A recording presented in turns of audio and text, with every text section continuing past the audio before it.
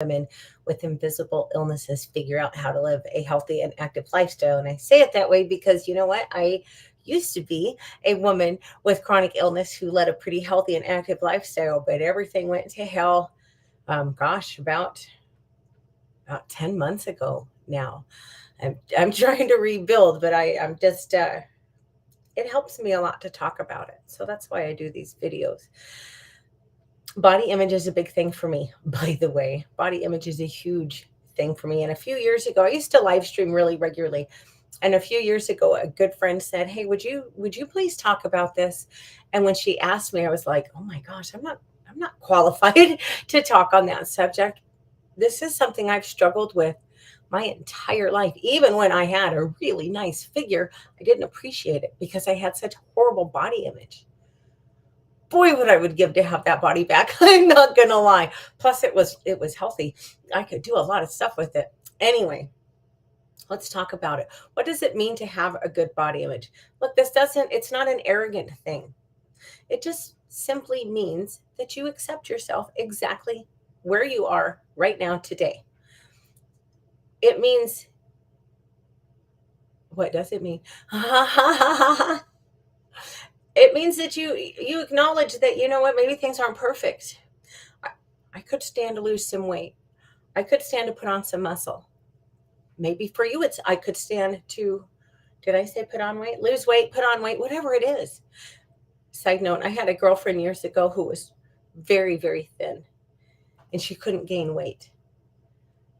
And she told me one day, I don't remember how it came up. This was quite some time ago, but eating disorders and food issues came up. And she said, I'm always afraid to say anything to you about it because I know your struggle is the opposite. And just most people who can't lose weight don't want to hear me say anything about mine. But you know what? I don't care.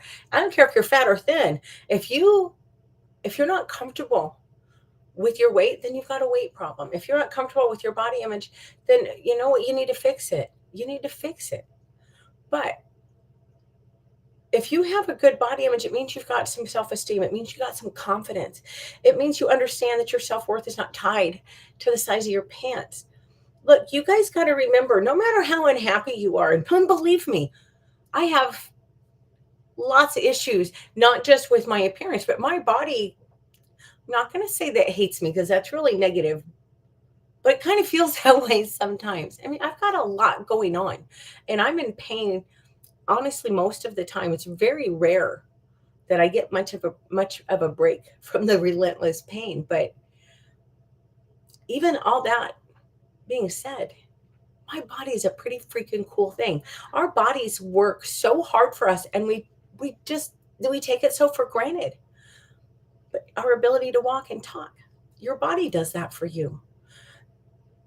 The ability to smell flowers, to appreciate beauty in the world, to be moved by a song. I mean, all that's your body doing that for you. Your ears hear the music. Your your mouth speaks words of hopefully love and support to your loved ones. You know what your body does for you? It lets you hug your loved ones. Your body does so many cool things. You can't you can't hate yourself then. You just can't. You have got to learn to appreciate your body for all the positive things it does for you. And it does so much. It really does so much. You've got to be grateful for that. Now I know that's hard. I do. But you do have to find appreciation for where you are because again, you can't hate yourself. You can't hate, I don't want to use the word thin because I don't have no interest in being thin. I just want to be healthy. I could care less. To me, being thin is look, I belly dance. I don't want to be thin. I need to have a little bit to jiggle. That's part of it. But you've got to be grateful for where you are. And just because you have a good body image, it doesn't mean you don't think you have room for improvement. It just means that you like yourself.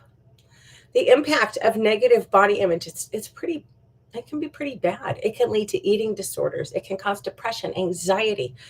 Um, it can cause it just shows a lack of self acceptance and a lack of confidence, frankly. And you know what? As someone who's sitting here telling you I struggle with body image, I'll own that completely. You bet I do. It causes intimacy problems. when you have a negative body image. Now, if you have a positive body image, it shows that you do accept yourself. It means that any desire for change isn't ego driven. What do I mean by that? I mean, you know that if I lose 50 pounds, I'm going to be happy. You know, that's bullshit. You know that getting a number on the scale or hitting a size of clothing is not the key to happiness. That's the result of a good body image. You're going to be more confident. You're going to understand that your self-worth is not tied to a number on the scale or the size of your clothes. You're going to have healthier relationships. Why? Because you're more confident, you're more self-aware. Being more self-aware is really valuable to relationships because it makes you more conscious of how you're treating other people, how you make them feel. The good news is this stuff is fixable. It is. And we're talking about this because this is another good habit. They've really fallen by the wayside and it has a tremendous impact on me. Fix it. First thing you need to know is this is pretty universal. This strikes men and women of every shape, size, color. I know women with, hell, when I had a great body at one point. I didn't appreciate it. I thought I just saw my flaws. Well, if you could just go back, right? But it is pretty universal. You're not alone in this. You need to exercise. I'm sorry, you just do. First of all, you got to move. We are not built for a sedentary lifestyle. We were not designed to sit on our asses in an office all day. Exercise is going to improve your mood. It's going to boost your confidence. Excuse me. For a lot of people, it's a great introduction to goal setting and to achieving those goals. And what a cool feeling that is. It gives you a sense of pride and a sense of accomplishment. Think about your appearance. You're not happy with your body image, work on your appearance. No, I'm not telling you that you've got to be the high heels and makeup girl.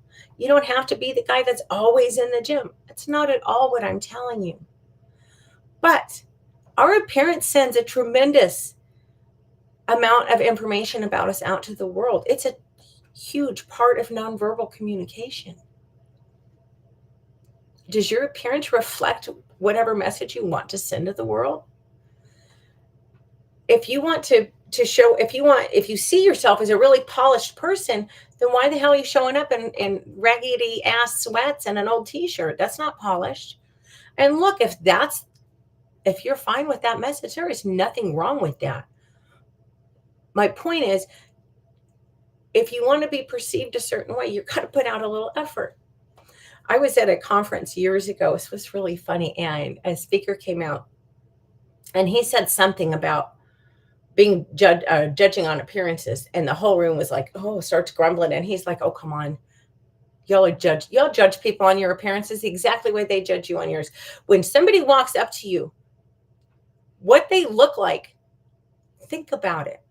That tells you a lot. That kind of sets the tone for the interaction. If it's somebody who's got their shoulders back and their head up and they're bright and they're smiling, you're going to have a different response to that than somebody who's kind of shuffling up to you and they won't look you in the eye. I don't want to say they're dirty and disheveled because maybe they just worked really hard all day. But you get my point. It matters. Speaking of having your head up, your posture. Look, there is a tremendous mind-body connection. And when you sit all day, and I'm terrible. I will sit there and get on my phone or something, or I'll get all curled into a little ball. But it's not good for your body. And your posture, again, it's a lot of communication to other people. Think about women when you're walking. What do they always tell us? Keep your head up. Keep your shoulders back. Look confident. If you walk around in the world with all hunched over and meek and your shoulders drawn in, you don't want to send that message out. And your mind is going to go, yeah, you're right. We've got things to be ashamed of or to hide from. Whereas if you pull yourself up, I'll be honest with you. Sometimes when I get into a situation where I'm feeling social anxiety, that's my go-to. I will, boom, all of a sudden my posture is so good because it helps my confidence. It's literally that fast of a fix for me. I'm not saying it will be for you, but yeah, try it sometime. And finally, just fix it. One of the greatest gifts we have in life is our ability to change. Now, that's not saying that change is easy. And I say this as someone who struggled with weight for a really freaking long time. It's really sad how long I've struggled. And I could sit here and make all these excuses, and some of them are valid. I do have a crap ton of health issues that cause a lot of this. But you know what? I'm also not real responsible with my nutrition. Am I proud of that? No, but I'm not going to sit here and lie to you. I've got to, if I'm going to fix it, I've got to accept responsibility for it.